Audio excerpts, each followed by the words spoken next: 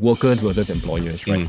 I really don't know whether there's a middle ground here. You can't blame people who are working jobs for wanting to protect their interests. When the retrenchment exercise is going on at companies, there seems to be a lot of research that the people getting retrenched themselves have to go and look up. Some of the companies are not even informing their staff of what their rights are or what the guidelines are, and everything just feels so iffy. Like, it's not codified. HR professionals don't seem to have it down pat, right? How to do it properly. Let's just say he goes back out on the streets and then he kind of grooms another 13-year-old girl in Singapore. Shit happens again. It's not worth the risk to me. Lock him up, throw away the key, or don't take him back, man. He's right.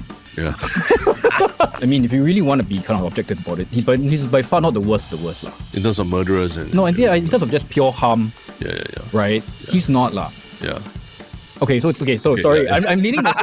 For kids these days, getting a pair of glasses almost seems inevitable, like a Singaporean rite of passage. Everything starts to look blurry, your mum and dad get you specs, and life goes on. But is it really inevitable? In 𝘕𝘓𝘔𝘓 771, we spoke with Dr. Ao Yong, Medical Director and Senior Consultant Ophthalmologist at the International Eye Cataract Retina Centre, and discovered how childhood myopia isn't simply bad eyesight. Dr. Ao Yong talks about what happens to your eyes decades later if nothing is done early, and also breaks down how to tell proper myopia control apart from the marketing fluff. And just how did Singapore end up with some of the highest myopia rates in the world? If you're a parent, this episode might change how you think about your child's eyesight. And if you're not, it might change how you understand your own. Links in the description to watch the episode. And now, onto the podcast.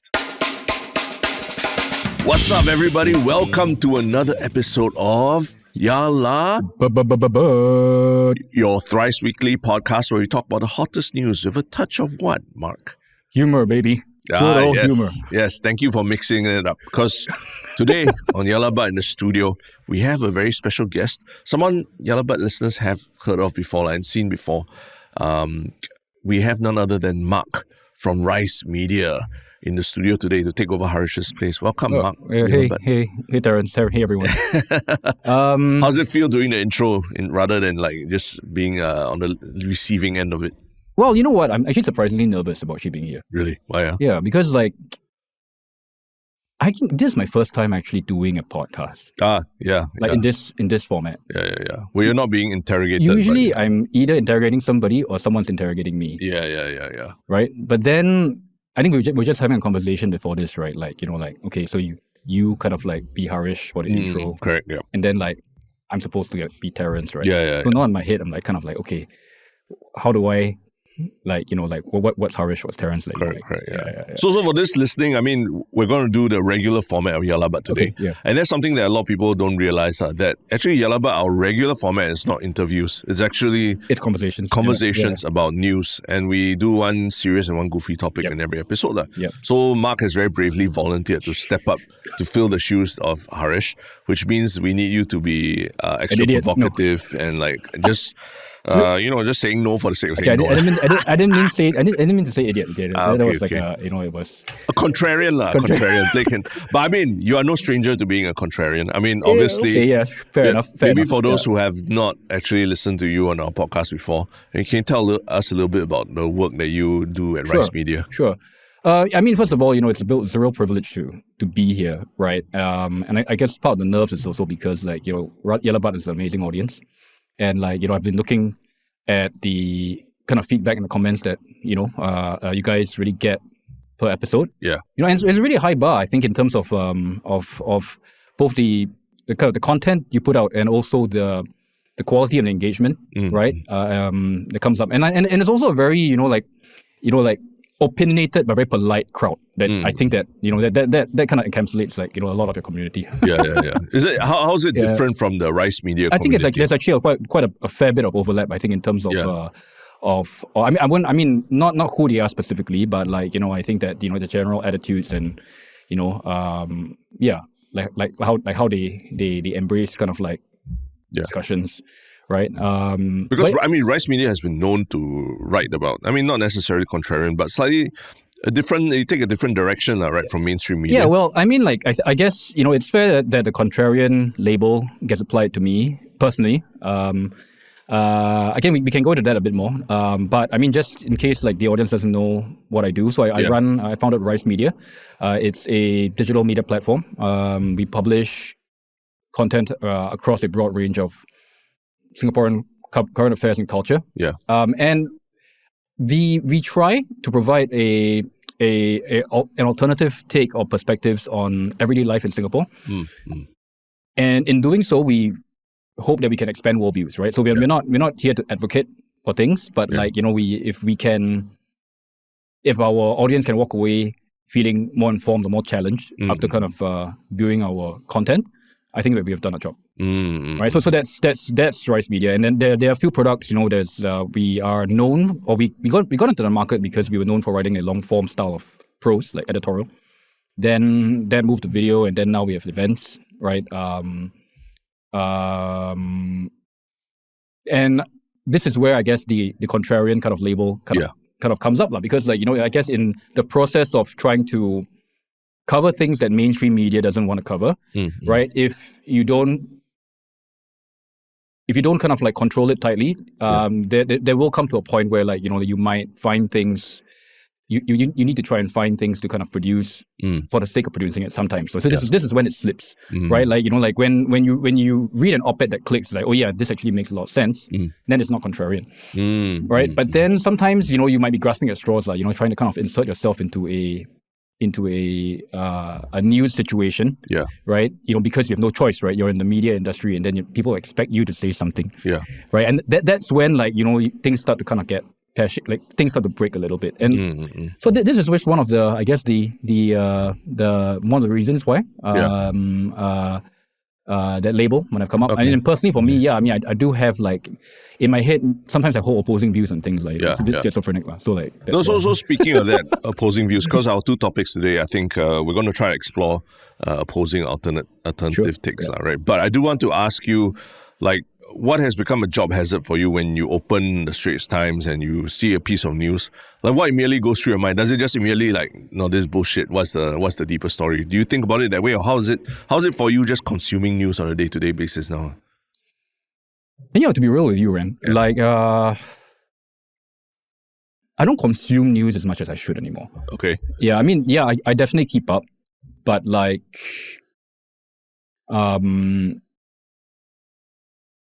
I try my best to take things at face value first. Okay. Right? Okay. Benefit of a doubt, you give them. Yeah, no, because, like, you know, like, what I've learned over the past, I guess, years being in this space also is that sometimes you do need to give it some time. Yeah, I mean, definitely there's some pieces of news where, like, they get an instant kind of reaction, right? Like, damn, right? Right? But then it's also knowing that I'm the kind of person that, you know, like, sometimes, like, you know, you like to think that you know everything about everything, but you actually really don't. Yeah. It's true. Yeah. And then like the more you kind of do this, and the longer you are producing content, producing, you know, thought leadership pieces, you know, the more and the more, I guess, subject matter experts that you work with, you realize that at the end of the day, you're oftentimes just facilitating. Yeah, correct. You know, and then there's that critical part that comes into play. Yeah. Right. But I wouldn't say that part is the critical side of it has been toned down. It's more like, you know, I think it's a bit more balanced now. So when I do kind of consume news, I try to take it at face value first, but then I've that, like, you know, like, if it's important enough, it will resurface, and then I will critically evaluate it. Wow, that sounds like wisdom that has come with age and experience. I mean, it's true, right? Like, sometimes, like, if I feel really upset about something, I tell myself, give myself 24 hours to think about it. Exactly. And then actually 24 hours later, you're like, actually, I don't understand why I was so angry about it. You know? Or you understand why you're angry about it, but you can move past it. Very, very simple example. This is, like, not even Singapore related. Epstein files. Right? For I don't know how many years, right? Oh, this is going to be the ground shaking, blah, blah, blah, blah, blah. You know, at the end of the day, it's just a huge redacted PDF, right? 48 hours later, move on already. Anticlimactic. Although there's still shit to pay for, like, Bill Gates and everything. Of course, but there's a lot of we can talk about it later. Okay. But that was going to be my one shock thing, actually. Oh, this shock. Okay, I don't know what's shook about that, like, as you're using Windows or you're just shitting on Windows. But we have two big topics to talk about. One is something that happened in Parliament this week. Quite a quiet week for Parliament, right, I would say. Like, no gangbusters announcements like the last one. But it's still something worth talking about. It's actually Dr. Koh Poh Koon, who's who's a senior minister of state, who was responding to certain parliamentary questions about retrenchment benefits raised by Pritam Singh, Workers' Party chief himself, not the leader of opposition anymore, but Workers' Party chief. Yeah, you've got to be careful with that one. Yeah. And then he's even seated in a different seat now. He's no longer in the leader seat. There's an article about it where it came up. Okay, so this is the kind of like, okay, just to go back to one. Right, you ask me like, what kind of things, what kind of articles give me instant reaction, right? It's something like that, lah. Okay. Straits Times, like, LO not seated in front of PM anymore. It's like, the fuck does it matter? Okay. So but then at the end of the day, like, I also understand why it matters, because this is all theater anyway, right? So you get it, but you see it, then you want to cancel your Straits Times subscription, but you give yourself 24 hours. Then you're like, okay, never mind, whatever. But so they were in Parliament, and they were, not only Pritam Singh, but even NTUC Assistant Secretary General Patrick Tay, who's from Pioneer SMC, I believe. He also asked questions about retrenchment benefits, to which Koh Poh Koon essentially answered that Singapore does not mandate retrenchment benefits because they believe in a balanced approach that provides businesses flexibility while protecting workers to help achieve better outcomes. So, as always, the internet has had a field day in this, and a lot of criticism about, the fact that Singapore doesn't have mandatory retrenchment benefits whenever restructuring or what occurs. This is the headline essentially. But, you and I, we are both running small businesses in Singapore as well. We know the challenges, their ups and downs and all. But what was your immediate reaction when you saw this headline? I'm tempted to ask for your reaction first. But I've been talking so much, it's time for you to step up to the plate. Fine. So I guess, correct me if I'm wrong. I think what Pritam was suggesting also is that the mandated retrenchment benefits should be adjusted according to the size of the company based on how many employees they have. Yeah, right? That's right. That's one of his, supplementary questions or whatnot. Yeah. Okay. Well, initial reactions first. I think that, if I was just looking at this from a, if I didn't have a background of building and running businesses for 10 plus years. Yeah. It will be quite cut and dry to me. Yeah, for sure. You know, and I think that this is a reasonable way to kind of look at it as well. If I was back in the job market and fuck yeah, give me that mandated retrenchment benefits. Yeah. Right? But I can't take that viewpoint because, I'm in a different position. So, I can only speak from myself. Yeah. Right? The thing is that business owners, and people want to encourage people to kind of take risks, become an entrepreneur. We shoulder on a lot of risk. Yep. And this goes beyond just what you think would be the initial financial risk. You have to. There's also a lot of you need to have a lot of stamina to adjust when things don't go according to plan. Yeah. And then when the goalposts kind of shift, right? And then the other question is whether the vehicle or the company you built can adjust along the way as well. Yeah. So it's a lot to ask out of a person or I would say an organization, especially if it's a small one. Yeah. Okay. So I think that's one part of it. Right. So personally, I think if let's say, and I can't speak for every business owner out there, but I think that if you're looking at, say, small business owners, right, the idea of actually having to kind of mandate retrenchment benefits is quite a scary one, lah. Yeah. Yeah, because the fact of the matter is that when a small company decides to either restructure or wind down operations, it's not a case of that actually usually they're making a lot of money. And then they just want to shut down and then kind of walk away with all the profits. It's usually because things just aren't sustainable anymore. Yeah, yeah. Right. So in those situations, right, then business owners or founders would essentially have you got to kind of pay down all your liabilities, your bank loans, what you owe your landlord, etc. And on top of that, you have to kind of cater for mandated retrenchment benefits. Yeah. If there are no profits, that comes out of your pocket. Right. It's quite a tough pill to swallow. That's all I'm saying. Yeah. So. My reaction here is that I don't know whether there's going to be, if you look at it from kind of opposing camps, workers versus employers, right? I really don't know whether there's a middle ground here. Because you can't blame people who are working jobs for wanting to protect their interests. And then the whole point of actually entrepreneurship also at some a big driving factor for a lot of people is supposed agency over your your finances and your career path. So that was my initial reaction to it. I see. I mean, I definitely share a lot of the same thoughts as you as a business owner, and we've had our really tough times as well, and we've had to do things they're not so pleasant as a business owner. Have not had big retrenchment exercises yet, but you've had to tighten the belt and take a lot of measures to try and keep the business sustainable, right? But more recently, I think in the recent last 6 months to a year, I've seen a lot of friends and close family as well who have been through these retrenchment exercises across different types of companies, big companies, small companies as well. And one thing I have observed is that in spite of all the guidelines that are put out there, in spite of all the guidelines that are very easy to find on MOM or NTUC website, all that, it's still, retrenchment is still this very black box, even for a lot of HR professionals, I find, who when the retrenchment exercise is going on at companies, there seems to be a lot of research that the people getting retrenched themselves have to go and look up. And a lot of times I've had to, give advice and, hey, you should go and check this out. You should go and talk to NTUC. You should go and message MOM and talk to them about this.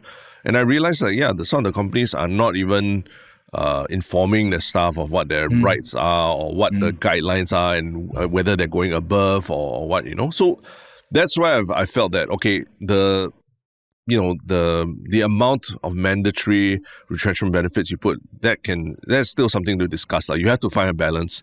But the fact that everything just feels so iffy, it's not codified, or at least HR professionals don't seem to have it down pat, right? How to do it properly and not piss off everyone in the process. That's what surprises me about the whole thing. I totally agree, Terrence. Yeah. I think that it's a black box. But I think it's a black box because not all retrenchments are the same. Yeah. And there's an argument here that, okay, look, if who actually has who has decision making control here is usually the employer. But and then so from that perspective, right, if the retrenchment exercise was taken up because they irresponsibly kind of hired more than they could retain, or they had some sort of wonky pay increment structure that they couldn't kind of or they over projected, right? I think in situations like this, right, where it's clearly kind of decisions that were made that were completely out of the employee's control, and it's not really about the overall survivability of the business, as an urgent matter, right? Then I think there is more. There should be more clear. We should be clearer guidelines there, or rather, I think that it should be the onus actually should be more on the employer. Right. Yeah. The other question here that I had was what are your duties as an employer? Yeah. Is it really okay? So if let's say you start from just the core principle, right? Communication of clear expectations, right? And also, especially clear communication during difficult transitions, right? I think what leaves a lot of people blindsided here, right, is that sometimes, you might be kind of put in a situation where you end up promising things that you can't deliver. Yeah. Because, there is some sort of moral weight for you to kind of do the right thing. I can't speak for everybody, but this is usually how bad decisions are kind of made, and that's how people feel disappointed. Yeah. Right? If at the start of let's say you're looking to kind of retrench a group of people, and then they kind of know what the steps are. And also potentially what might happen to them in terms of how much payouts they're going to be, right, or not, right? I think it would be better if, let's say, then they were blindsided by this. Yeah, I mean, this is just a very, I know it sounds very obvious when I say it, but it's not very. sometimes like it's usually not well executed. No, yeah. I mean, you say it's obvious, but I literally was seeing firsthand stories of people who, they got a phone call to talk about being retrenched, or they were retrenched at the start of a vacation or something like that, in the middle of a vacation and things like that, So there's almost like the human element is completely gone, and then it almost feels like the company doesn't even give a shit about you as a human being. And that's the part that I think a lot of people feel that, where the whole process is very lacking. Not only is there no teeth behind any legislation about it, but companies, they don't even treat you like a human being when they do this. So what do you think? Should there be legislation? Should it be mandated?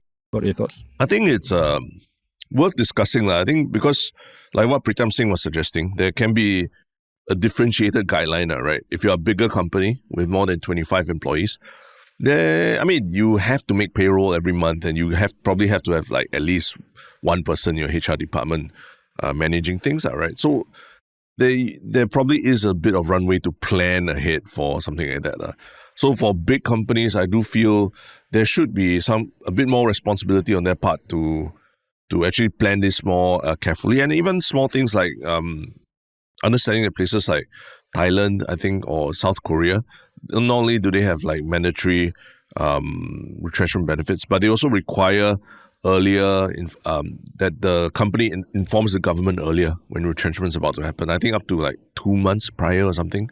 So it tells you that, if you want to do something, you got a plan in place. In Singapore, the problem is that you have to tell them of the retrenchment within 5 days after it happens. So you even tell them after the fact rather than before. That's true. Yeah, actually, I think it's a great point. I didn't think about that. Like after the fact thing is... the after the fact thing is like you can just secretly do everything, then you do it, and then you just inform the government. And it just feels like whose interests are you looking out for as the government, right? If anything, you want to know beforehand rather than after the fact. So there are very small things like that I feel are not about making people pay mandatory retrenchment benefits, but the spirit of it feels like whose side are you on? Are you on the employer's side or on the employee's side? It goes back to my question. So my initial thought, this sounds like a two-side thing. I'm not sure whether there's a middle ground.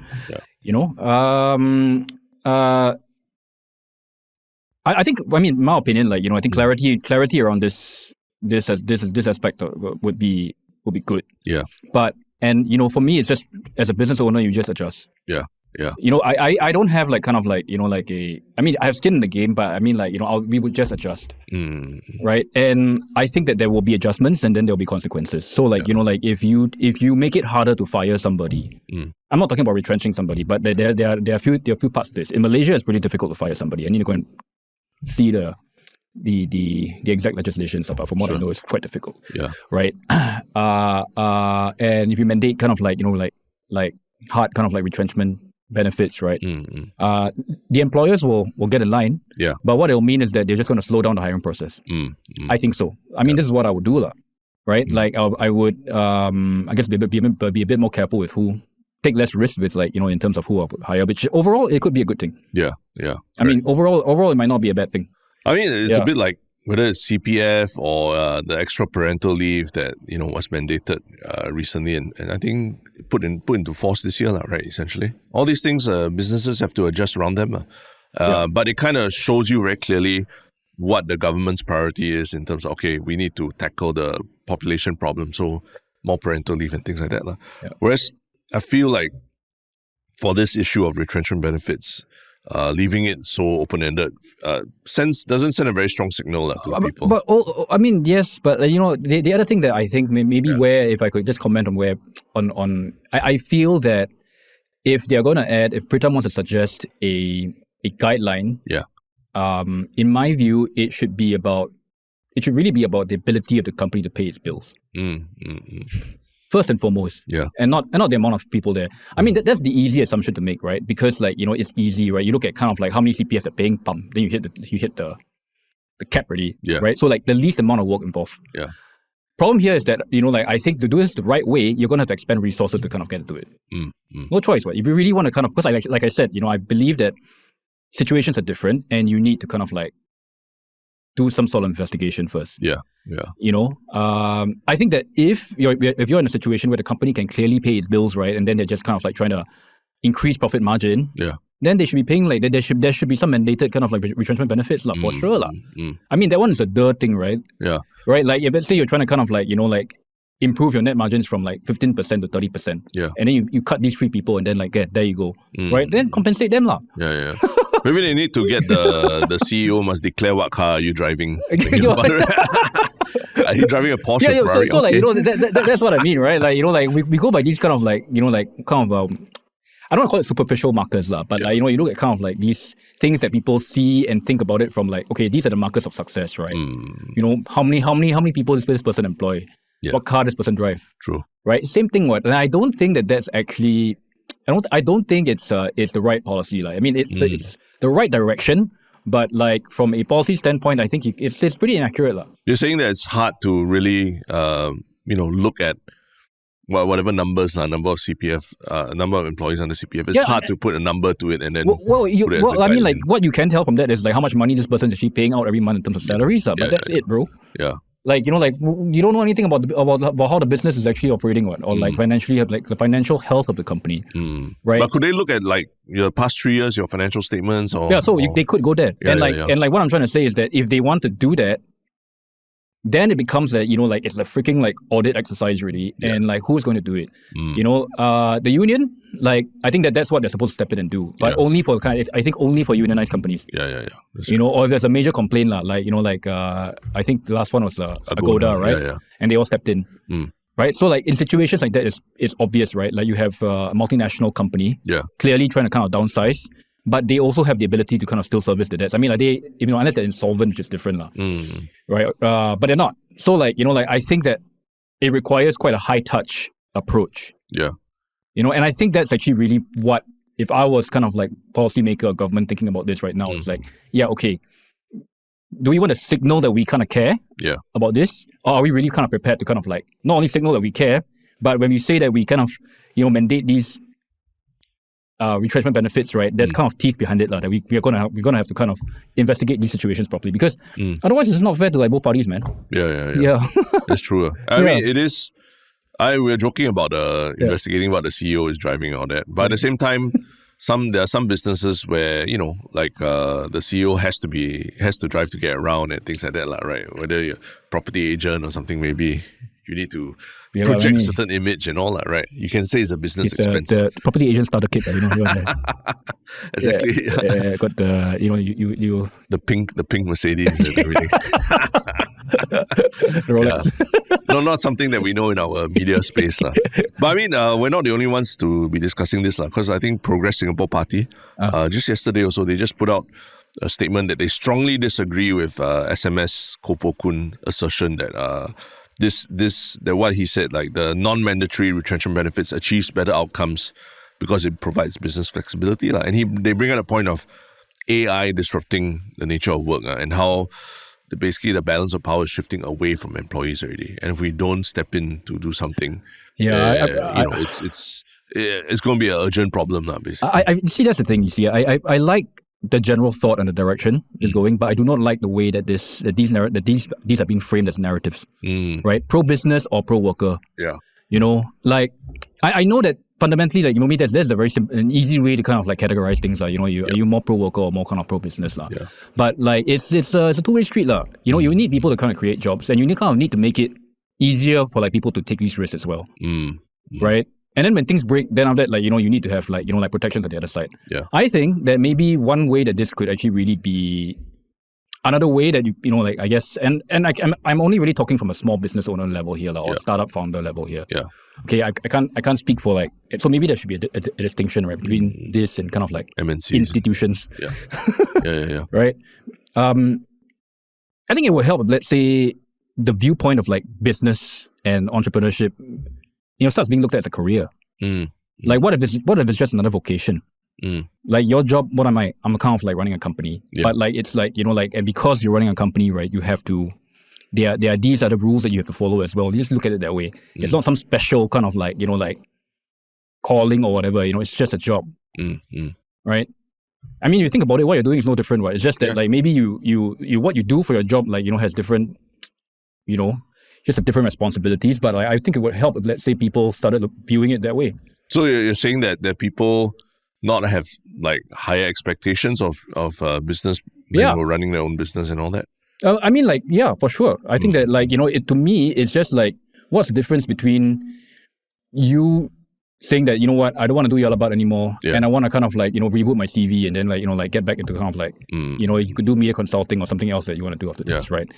In a way, you are still you're still playing the game by playing it differently. Like, you market yourself and all that. You still like the what you're doing right now is you're building your business CV. Yeah, that's right. Right? Maybe you land on something bigger than 𝘎𝘓𝘔𝘓 after this. But don't make any mistake. That's a progression. Yeah. In the same way that kind of like, I would say trying to kind of climb the corporate ladder would be. Yeah, correct. Right? So this is a perspective, of course. It's not like, I mean, I don't know how this would shape the current conversations, but I feel as if like, like the pro-business versus kind of pro-worker kind of lobby, right? It just goes nowhere to me. Yeah, I mean, I agree. In some way, lumping together, small business owners like ourselves with the big MNCs who have armies of like lawyers and HR people to plan much further ahead. It's very different. And I think when you put all the business people in the same camp as the MNCs, it kind of clouds the issues that, the fact that like what you said, as a business owner, every day you are facing a certain level of stress that you eventually get used to, but it's there, right? It's always there in the background, right? Your high blood pressure probably shows it and everything, right?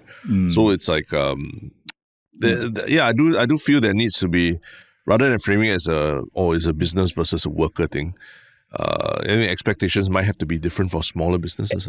Or rather, like maybe the root of it, or like what I'm also really trying to get at is that I don't feel that I have that much more power or leverage over like, like the people that I employ. Frankly speaking. Yeah.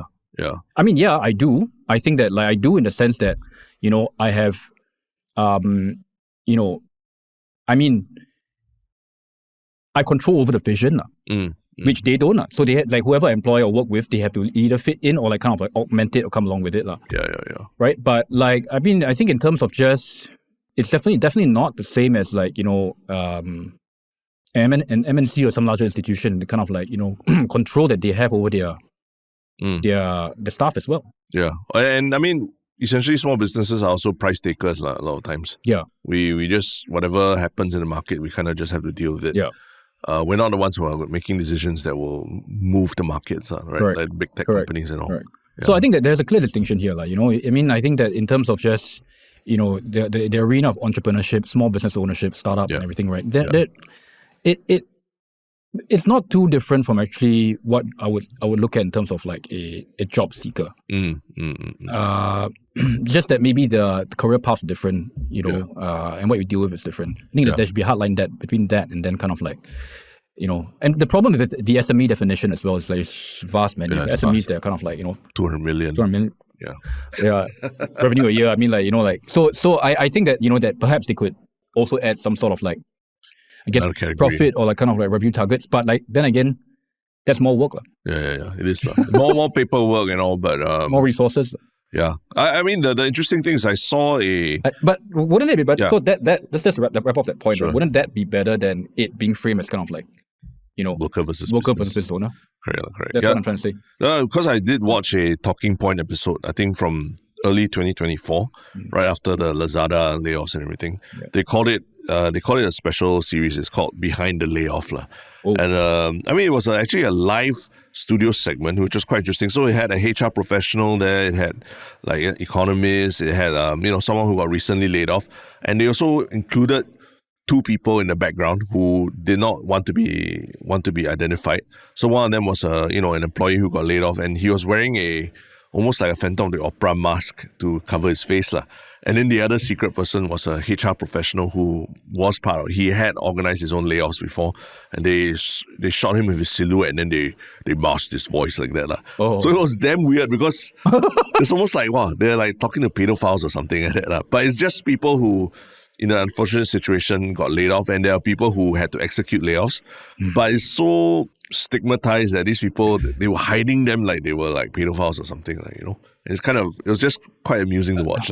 I mean, executing, like firing somebody or executing a layoff is, I mean, to be honest, it's just one of the hardest things. Yeah. I mean, like people who, I mean, I don't think you ever get used to kind of like, I don't think you ever be okay with something like that. Yeah. Unless you're a sociopath. Yeah. That's But, right. but I just. Yeah, but like that's it's so funny that they kind of yeah. No, even the people who got laid off, like I think the person who got laid off also having to like wear this Phantom of the Opera mask to hide their identity. There's a very big stigma to being laid off, even if it was not your own fault, but the restructuring of the company or something. Maybe that's something also to look into, like how to, in Singapore, there's a stigma against failure, right? And being laid off always feels like, oh, there must be something wrong with you. And maybe you need to move away from that frame of thought as well. 100%, man. I totally agree. Failure, maybe, I mean, if you haven't really stopped, then you haven't failed yet. Right? Not like, you get something ends and then you move on to another thing. Yeah. And then. But I mean, it's good that we're here, so because I think one of the big turning points for us in terms of coming out with our own story of failure, right, where we were got into debt because of the TV show and all that whole situation where we got screwed over by a company shutting down. I think part of the courage that we got to come out and talk about the story was after speaking with you. Oh, really? And then you all wrote the article about it. Rice was one of the first to break the story about it. Correct. And I think speaking to you and like just understanding that, like there's this stigma against business failure as well. Not just like being laid off, but like business failure. That actually, if anything, after talking about it, it felt like a weight was lifted off our shoulders, where we didn't feel that stigma anymore, and there were a lot more messages of support, and we realized that the people weren't reacting the way we thought they would, where they like, wow, you cannot make it, or that they saw that, hey, there was some injustice that was committed upon you all, and it's not your fault, and you shouldn't be embarrassed to talk about it. If anything, you talk about it because it's like a cautionary tale for people who might be in the same situation. And so after that, it just felt like, wow, the weight eased off our shoulders, and we just talk about it like it's just part of our journey, But exactly. I mean, we needed that push from you to actually get there, Well, I mean, I don't think I really pushed you guys in this in the manner in that way, but probably like, you also guys got you a lot of clicks. Yeah, exactly. It was an equal exchange. Yeah. By the way, am I speaking too fast? No. It's good. Okay. Yeah. If I sound a bit aggressive and all that, it's just my usual tone. It's not Tristan will make you sound. Make you sound better. Trying to sound a bit more mellow. Yeah. But what was I gonna say? Shit. We're talking about what you talking to us and pushing us to. Yeah, I don't know. Maybe I mean, like, now that that's happening, we're talking about kind of people being more open about retrenchments and talking about their job difficulties or business difficulties. Yeah. Maybe this issue also it's one about outcomes. They're very defining outcomes. Because you think about it, right? I mean, I'm not trying to give you a new perspective on hook thing or whatever. Yeah. But I mean, if I was looking at it, what did you guys set out to do, right? Like,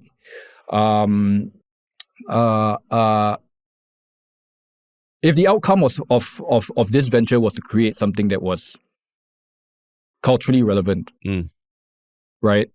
It could be that project, or like it could be for like I think you guys were involved in a big stand-up comedy night. Yeah. I forgot last year. Happy Ever After. Yeah. Happy Ever After, right? That's right. But then like I think if people are clear enough of like what they want out of something, then it allows them to kind of essentially redefine what failure actually is or is not. The problem is, I think, when the outcomes kind of like get muddied. It's my first job, and I'm choosing this particular industry. Yeah. That I graduated. That's my specialty because I learned something in uni. That's my follow through. Right.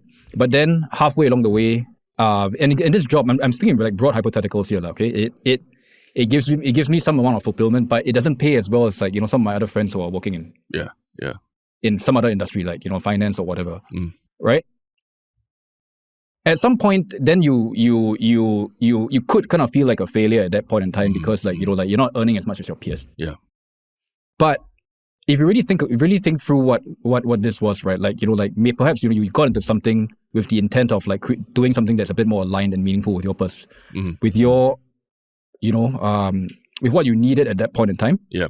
But that wasn't the right commercial vehicle. And it's totally okay if somewhere along the line that intent changes, right? So like, maybe you realize that, damn, I need to make more money now. Yeah. Right? So you call it quits on something, and then you pursue something that's like kind of like, with higher ROI. Yeah. That doesn't make the previous job a failure, dude. Doesn't, yeah. Yeah, it just means that the goalposts have changed. Your outcomes have changed. Like, I'm not sure whether like, I'm articulating this it's true. precisely enough. But like, I think Yeah. sometimes when people talk about failures in general, or like, like the for example, now let's circling back to like retrenchment, right? Maybe the question is like, did you get enough out of the job out of this job, out of this kind of like business that you ran? Yeah. For you to say that, okay, this is not a failure. Because that's something that is totally in your control. Yeah. Yeah.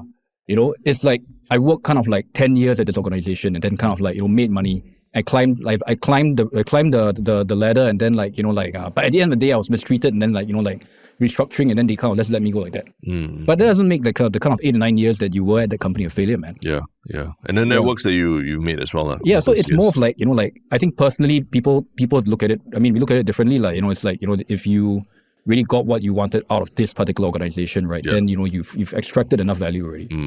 Correct. Yeah. It sounds very cold, but like, I think that's one way to kind of look at it. No, it is true, because even in this journey of like, running your own business or jumping the media industry, I've come over the years to realize like, you start off with this dream. I want to be like a filmmaker, just like, and win an Oscar, and that's like the end goal. But across in the last 10 years, 15 years, I realized there have been seasons, right? There have been seasons where you pursue this thing, and then you get to a certain point, you hit a plateau, and then you're like, okay, I need to change something else. Or you're doing well, like you're making a TV show, and then suddenly the world falls apart because of COVID and all. Then we switched to podcasts, and now we're in that phase. And it's different seasons, and you learn something from each season, and I don't look back at them as failures or anything, but it's just everything added up to, get you to the point where you are today. And being able to, like, I think the term is M-shaped kind of career, where you're not an I-shaped specialist, where you're not deep into one thing, but you are, got your fingers in a few different things, but you're able to connect the dots, cross-pollinate your different skills between different things. True. There is really some truth to that, and I think it applies both to entrepreneurs, but also people who are just building their own careers. Yeah. So, maybe that's something that we need to think about more, how to destigmatize the idea of failure when it comes to being laid off and all. I think it's just, it for me, not to repeat myself, I think, but it just goes on to making this conversation a bit less adversarial. Yeah, like maybe start kind of like separating, drawing a line between entrepreneurship as a career versus kind of like institutions and MNCs doing bad things. Have a clear line in the sand, right? You want to kind of mandate retrenchment benefits, right? I think there needs to be a lot of like more resources kind of like devoted there to make sure that each case is given enough kind of investigation, right? Before then we can have kind of like more precise kind of benchmarks, right? Yeah. So I'm not opposed to actually having these like benchmarks and rules. It's fine. I just think that for there to be progress, this conversation shouldn't be, like a worker versus business thing. Even though that's how like it's instinctively I feel as if like like this is where we already start from, really. Yeah, it's easy to frame it as such, it's very seductive to just say it, but just in that position of both being a business owner, but also understanding what a retrenchment feels like for the people involved. That's where I think we need to. There's a lot of nuance to a discussion. Harish and I just saw something shocking. Now, apparently, over 60% of viewers of this channel are not even officially subscribed. This has to be a mistake, right? We know you're out there because so many have come up to tell us how much the podcast means to them. So, how can we fix this? Do us a big favor and hit that subscribe button. It will mean a lot to us, and it's awesome to know that the 𝘔𝘅 community is only getting stronger every day. Thanks for listening. Speaking of failures, and then multiple chances and everything, right? We also have a second topic, a slightly goofier one. You're laughing because it's probably a bit more up your alley, right? In terms of like the contrarian views that you can put out there. I was worried that you say like pedophile, dude. But that term already came out in our discussion earlier, right? There was a nice segue to that. I wanted to take it. But the other big piece of news that we wanted to discuss was also about a Singaporean-born and bred person who is now he's stuck in jail in the USA. He's someone that everyone knows. It's Amos Yee. Amos Yee 𝘂𝘳, right? That's Amos Yee 𝘂𝘳, yes. His Say name again? is Amos Yee 𝘂𝘳. Yes. And his most recent controversy is he actually has penned an open letter addressed to the Singapore government to plead with them not to have him back in Singapore, right? I mean, plead, but in some way also a warning, right? To not to let him back to Singapore, or he might, destabilize our society as we know it and all that, right? And this is because he is facing deportation from the US after, his multiple convictions for grooming a young, I think 14-year-old girl and everything. So he's considered a child sex offender in the US. And quite interestingly, he's literally on a Department of Homeland Security website, as the headline of the website is "Arrested, Worst of the Worst." So they're highlighting the worst of the worst criminal aliens arrested by the US ICE. And if you just look up, and so you can actually look up the countries there. It's country of origin, Singapore. There's actually 2 people, and one of them is Amos Yee. His face is there. So quite shocking. I just wonder whether this was the worst. Has that always been a thing? Like, is it, or it feels like kind of like it's a Trump thing. Is it a Trump thing? It's a Trump thing. Yeah, Fucking knew it, man. This was launched. I think this website was launched. I think in November last year or something. But yeah, arrested, worst of the worst. But yeah, Amos Yee essentially telling that saying that being deported to Singapore would require him to go to jail for failing to serve mandatory NS, but he would still be able to, he kind of warns that, you think I'm just going to quietly accept my punishment and agree to serve the military? I'm going to continue to serve the military. There'll be court cases, me coming in and out of prison, and each time I will, write a blog post, make a video, and all the attention and negative press you and I will receive, it'll be amazing. So he's like warning the Singapore government that he could do a lot. Do you think that constitutes like a national security threat? Like, like ISD, you just go and But yeah, it did make me think actually, what's actually going to happen if he does come back, right? Obviously, he would have to go to jail for evading the military. But after that, would it just be more in and out of prison multiple times? And I mean, he's not a young guy anymore. He's still young, 27 years old. But if he spends at least 3 years in prison and everything, he'll be in his 30s by the time he comes out. Yeah, he could still make a lot of noise in Singapore. So do we want that? I mean, I mean, this is just a general assumption, but I feel like once he crossed the line into, child love and child grooming and, pedophilia, right? Yeah. You pretty much alienate the whole world already. Yeah. I don't think that it's like at some point before he became like, a pedophile, was it an activist for pedophiles or something like that? I mean, he calls himself a pedophile rights activist. That's what he puts before that whole thing happened, right? I think that, he could still have maybe garnered some sympathy or support from certain parts of society, But I think once that happened, man, it was done, So I think my personal sense of it is that if you're asking just general Singaporeans, do you want this guy back? Number one, I don't think anybody, he's not important enough for people to really think about. But, the obvious answer is no, the US can keep him. Yeah. Right? But not having him. I'm just been thinking about, do you think he's just trolling still? What's really going on here? What does he want out of all this, Is it, and I don't want to misdiagnose someone as well, anyhow just kind of call people, but could it be some sort of mental condition? Oh. Right? I mean, there's a high possibility as well. Right? Yeah. Right. So this is what I'm trying to say. How seriously are we taking this guy? Yeah. Because the thing is, you read his open letter. It's on his website, which is amos.org. But there's a lot of other posts that he has there as well. And I think as recent as a couple of years ago in January 2024, there's a post titled "Why I'm Back in Prison," and you read it, and it's not about telling people that, shit happened, and he's not trying to defend himself. In fact, he's saying that I deliberately chose to get myself arrested again to protest these ridiculous rules towards sex offenders. out of a moral obligation as a pedophile rights activist. It's crazy, dude. No, so that there is an element of he wants to be seen going to jail. He wants a notoriety, right? He wants a notoriety, and I don't know, maybe jail, everything's taken care of. You know, other than surviving in jail, you don't have to worry about anything else, holding a job or anything. And that's all he's ever known since he was a teenager. You know, he doesn't know any life outside of that, and that's true. You know, that's true. He sees. I mean, he literally says he talks about Gandhi and Martin Luther King and all in this same poster. So. That's what he sees himself doing. He's standing up for what he believes in. Right. So this is, I guess, like, you know, I guess if you think about it from a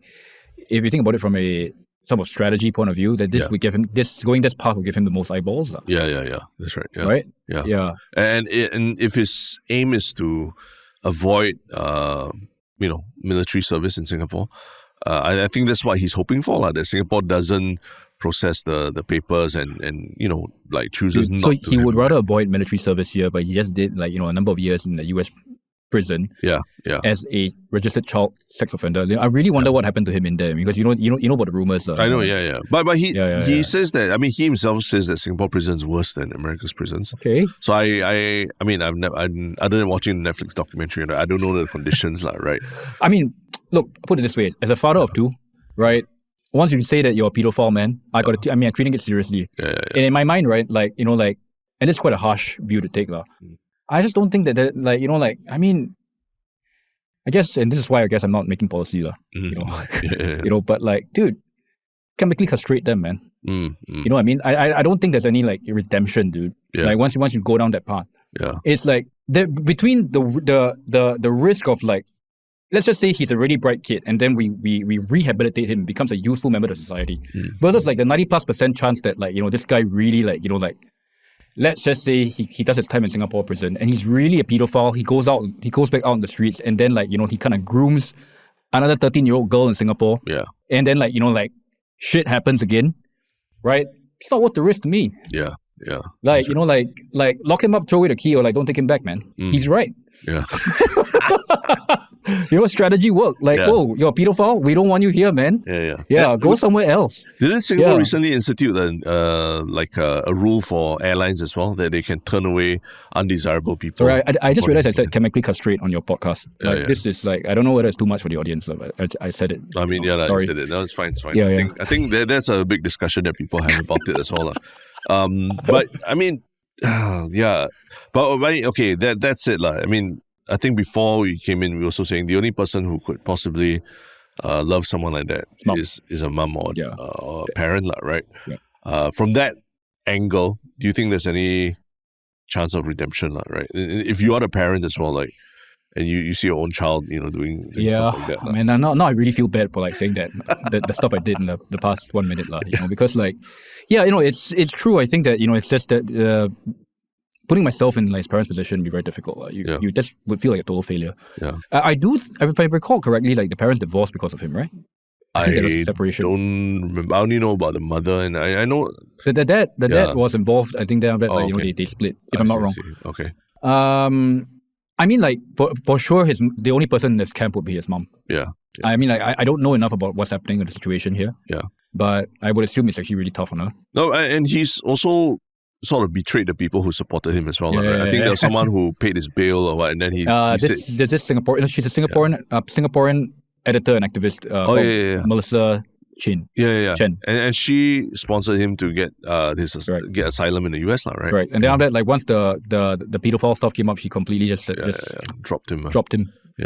But even in Singapore as well, I think when he was going through his court case in Singapore, there was someone who I think helped him get bail, and then after he accused him, Amos Yee accused him of molesting him or something like that. There was some crazy thing like that. So there really is no one who would go near that and out in the goodness of their hearts trying to help you. So I guess this is the question here, as a society, what's our I mean, that's what we say out loud. What we punish crimes, but also open the door to kind of rehabilitation and then reintegration to society. So should this apply to Amos? What do you think?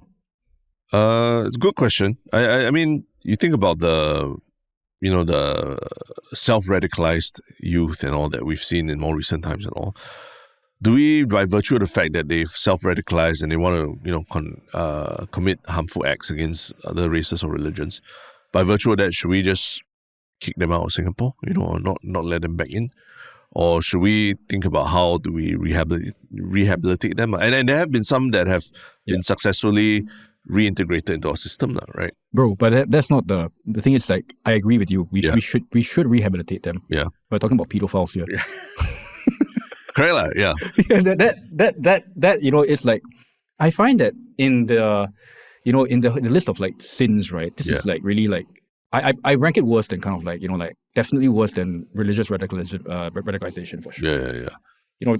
In fact, yeah, I could. I mean, on some level, I could respect that in the sense that if let's say you're radicalized, I get it on some level. You believe in that, you believe in this ideology so much that it's just you have that amount of conviction that you just go a bit overboard. But I think that one is like, in most cases, maybe you're misguided, something happened to you, and then you can try and bring it back in. Yeah. Like what kind of process of first of all, I don't even know how you would reintegrate someone who's a child sex offender, number one. I mean, I know there is an established process, and I'm not educated on this, so I'm just kind of shooting from the hip here, But what are the success rates? Correct, yeah. Right? And is it real or not? Yeah. Even if they is it would it even be worse if, let's say, what he's doing, he's not even a pedophile, he's just using it to kind of get views? Yeah. I don't know which is worse, I know, yeah. The tough thing about Amos Yee, right, I think, and this is something I've even mentioned before in podcasts, even the topic of pedophilia, we see it as, it's a terrible thing. But even, I think between pedophiles, there's a spectrum of views about it. There's literally even a internet-based mutual support group called Virtuous Pedophiles. I think I've mentioned before. They're called 𝘂𝑝𝑒𝑑s. They acknowledge having a sexual attraction to children, but they want to lead normal, productive lives without abusing children. So they support each other in terms of I don't know, mutual support or something. Sharing pictures? No. As in, that's the thing. No, they don't want. They know that what their attraction is, or is harmful to society. So they abstain. Or at least they claim to abstain, right, as much as possible. I mean, in some ways, as a married man, you want to meet women and all that, but as a married man, you make a commitment to, not do certain things, right, and things like that. So in some ways, these virtuous pedophiles, that's what they advocate. Yes, I have maybe some mental illness or something that makes me sexually attracted to children, but I don't act on it. Does that make me as bad as someone like Amos Yee, who is literally a pedophile rights activist, right? That definitely is not as bad, 100% it's not. Yeah. I mean, if you, I mean, it's not a sin to harbor thoughts, right? Yeah. It's more, sorry, not a sin, it's not a crime to harbor thoughts. It's not a crime, yeah. Yeah, but I think to our society to accept them, it's a tall ask, it's a big ask too. No, and Amos Yee has acted on it, I think it's a big thing, a big difference. Right? I mean, I would love to see, an argument for this, why, what is the there are just two possibilities here, right? He's either a pedophile, or he's lying about pedophile to kind of get notoriety, right? Yeah. How is this, what is the argument for rehabilitating someone like this? Yeah. That's the part I think our society is not ready for also, right? Yeah. And I mean, our structures, our systems in place, there are no systems in place to even have that discussion yet, right? So I just feel for me it's done and dusted, but it's not like he's a choice, right? Correct. No, but he does make I mean, it does sound at first like he's pleading for Singapore not to take him back. But towards the end, he talks about, if I put my mind to it, I can topple Singapore 60 years dictatorship. He kind of has these, I think, quite delusions of grandeur that he can do better than any opposition member of the party. And then he even signs off with, when that day comes, even though I may be in prison, the cockles in my heart will be warmed. What? So it's almost like he's referencing James. He thinks he's like another James or something. So, I mean, he sees himself as potentially even going to politics and all as well. You know, he's so alienating that I get none of like, there's no opposition party, no kind of like, there's no one's going to kind of back him here, dude. Yeah, no one's campaigning for him Crazy. at all. Yeah. Yeah, maybe we can be the first ones. Contrarian. Let's do it, man. The thing is that, I mean, even giving a platform for his views sounds quite dangerous. I guess so. I guess kind of what we were doing. We are giving him a bit more kind of like, right. I mean, it's in the news, right? It's something to talk about. Yeah, and I think the perspective of, that even for you, like really, like it's just there's this line that you cannot cross, and once you cross it, there's no way back already, right? I mean, I can only speak personally for myself. You know, I'm not kind of like. No, but it's interesting compared to something like self-radicalization. There's I mean, you cross, but you can still be come back, right? Yeah. I mean, I suspect a lot of people would feel the same way. Yeah. I think we're pretty much in the majority here, There's a part where there's not much of a contrary viewpoint to it, Exactly. But yeah, I guess everyone will still be keeping track of this, because what happens after this is, I think in February this month he'll get his papers, and deportation will probably happen within like 0 to 9 months. Yeah. But by far he's not, if you really want to be kind of objective about it, he's by far not the worst of the worst. Honestly, he's not. In terms of murderers and... No, in terms of just pure harm. Yeah. Right? Yeah. He's not. Yeah.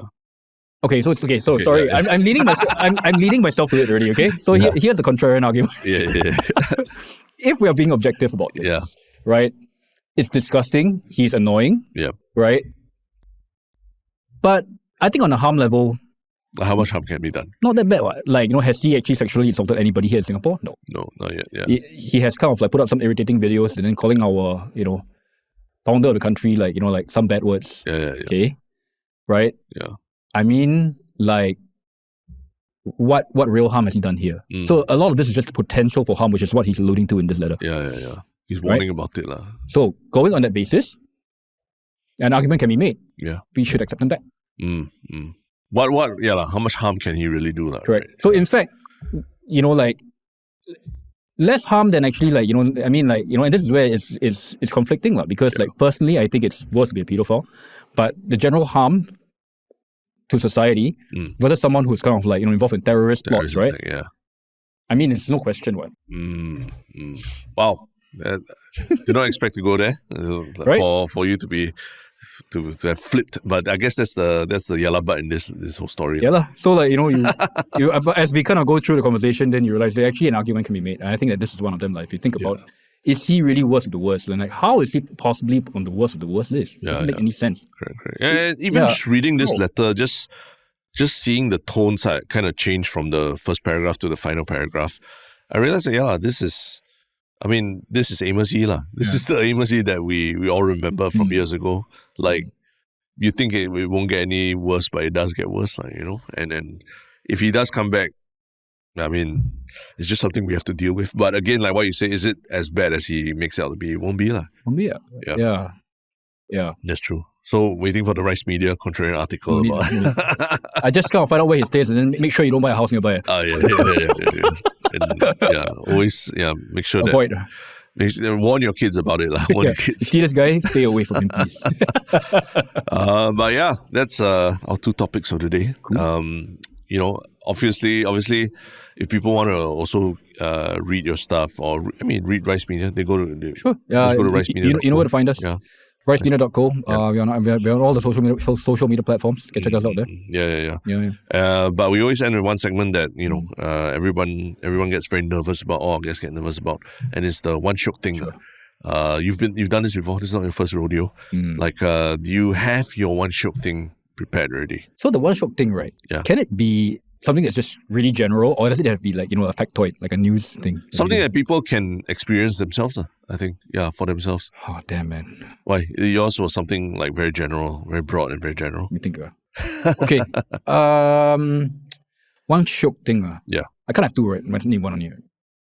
You can have two, yeah. If you really want to have two. Okay, well, I mean, like, they are, the first one is that I'm just generally appreciative of like the cooler temperature at the start of this. Oh, yeah. Fantastic, yeah. I think that's something everyone can experience. Sure. But now got the haze as well. There's a snow in the air as well, right? Terrence, it was supposed to be. I don't know, yeah. But it's 𝘎𝘶𝘅, the spirit of 𝘎𝘓𝘅. Anyway, you got two Shiok Thing, so it's okay. It's okay to share on one, yeah. Yeah. The other one is like, I think there's a stat out there that I need to go and find it, that our attendance at public libraries has been kind of like back to COVID. Oh, really? Pre-COVID? Yeah. Oh, why is that make you, why is that one so shook for you? Oh, because I think that our libraries actually, they do a great job, dude. Oh, libraries are amazing. And then I only really found out when, I became parent. Yeah, same. Actually, same. Yeah. And I just realized, shit, man, that's such a big resource that I've been missing out on. Have you got your ebook and everything? Yeah, ebook it's reader? Great. Yeah, and then but I specifically like to go down to some of the outlets. Yeah. Sorry, some of the different libraries, like the physical locations. Yeah, the physical locations are great when you have kids. It sounds, for adults it sounds like boring, but actually for kids it's like wow, it's like a new playground. Okay, sorry. To tie very closely to this number 3. It's all kids related lah. There is Mandai just opened the Rainforest Reserve, or what do you call it? Curiosity Corner or something. So it's like this new indoor playground. It's fucking amazing, man. Oh, is it? Yeah, you should definitely bring your kids, dude. Is it brought to you by Mandai? No. I'm like, I'm just an independent, man. No, I'm not getting paid for this stuff. Okay. It's fine. Yeah, sorry, I kind of went overboard there, the 3 things. No, it's good. All kid related, all kid friendly. Except for the weather one. Yeah. No, but even the library one, it's amazing. I tell people, it's changed my relationship with reading, basically. The ability to borrow ebooks from the library.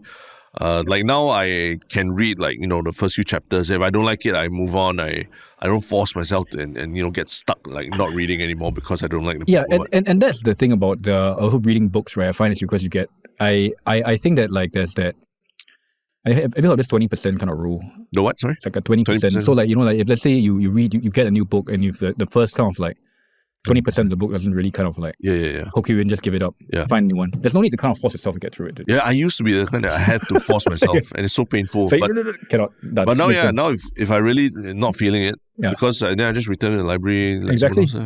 Guilt-free. Yeah. And the other way around, if I really like something, I'll actually go and buy the book because I want to finish it and reading it. And I feel proud that I read it and everything. So it really changed my perception of what reading is and what it represents about you as a person, So the library thing, I'm also a big advocate of that. But my one Shiok Thing is actually a video by Joseph Gordon-Levitt, the actor. Yeah. He participated in a conversation on AI and independent filmmaking, which I believe was at Sundance. Okay. So, is it Sundance? Yeah. So I think this was a Hollywood Reporter event, but basically, Joseph Gordon-Levitt, those who don't know, he was from Third Rock from the Sun, and he's an actor who's been in a lot of big movies as well, and I think directed or produced his own movies too. But he basically was talking about having guardrails for AI in filmmaking, and he's talking about how he talked a lot about how important it is that it's not that you cannot use AI to create art, or you cannot use AI to create movies in Hollywood. It's just that you got to properly compensate the people who have created the art that the AI has been trained and based on. I see. So I think he made a very, very good points, and he talks about books that he's read that made him think about these things, and how basically tech companies are there's no interest for them to protect art or compensate artists in any way. And that's where the guardrails have to come out. Not necessarily that you have to stop using AI, but if you're going to use it, then there must be some technology built to acknowledge where the AI was trained and all. So I think Hollywood's seeing the worst of what's going on. I wonder how I'm sure that there are these kind of closed systems where they can generate kind of assets for you that already come with the rights. Yeah.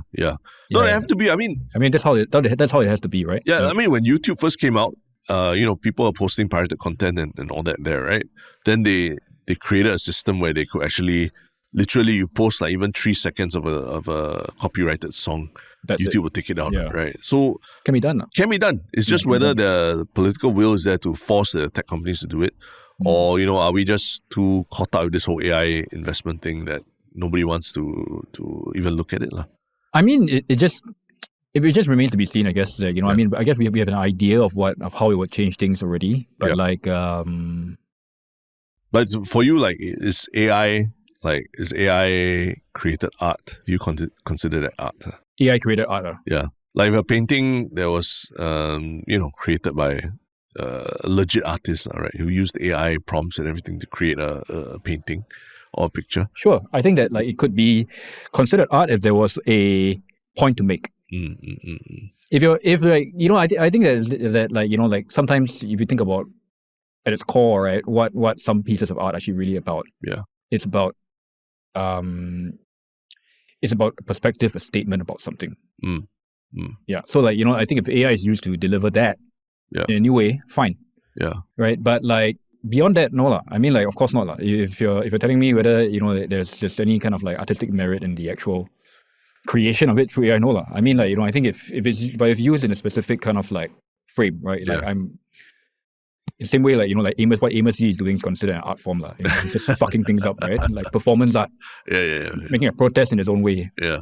Okay lah. I mean, I think that you could make an argument for it lah. Yeah, but I think beyond that, quite a loose one for me lah. Yeah. I don't think so lah. Yeah, Joseph Gordon-Levitt, he makes a distinction between you can ask AI to recreate, something in the style of Van Gogh, and it'll be beautiful, right? It'll create something that's absolutely beautiful. But you ask AI to create something completely original that it came up with itself, it definitely won't be. It won't be anything really original, or really insightful, because at the end of the day, it's adapting from a lot of what has been done before. Right? So that's where I think the characterization of it as artificial intelligence, as if it's creating something as opposed to collective intelligence. I think that's something he also mentions in this talk. So I guess what's shook about it is that he kind of put a lot of concerns into the forefront. Yeah. And it's good to hear it from someone who's very respected in the independent filmmaking scene, but it's also part of the studio system, right? Because I don't imagine Netflix being really caring about where the art is coming from, whether it's AI or what. Because I think recently even Amazon was using AI to do those season summaries for the latest season of Fallout. They did a season 1 recap with completely using AI, and apparently it was all wrong. It was all really? I didn't know. Yeah, it was all inaccurate, and it's stupid because Fallout is such a big fan base, right? That knows every detail of the story. Did you play the game? Yeah. Wow, the game took away years of my life, man. Same. Fallout 3, right? I played all of it. Fallout 1 to 3. 4, I didn't get to it. But Fallout 3, 1 to 3. Well, 3, I was there were days I was up till 5 in the morning, and then I'll go to work at 7 or 8 or what. It's kind of crazy. Good times. It was that immersive. Yeah. But last time now cannot really it's that. But yeah, that was the episode today. Cool. And thanks a lot to everyone for listening. But thanks for having me on. No, always welcome to get you back on. And hope to see more. I mean, I'm not Harish, so he owes me one. He does. But yeah. And to everyone at home, thanks a lot for listening, and we will see you all on the next episode of Yalla Bud.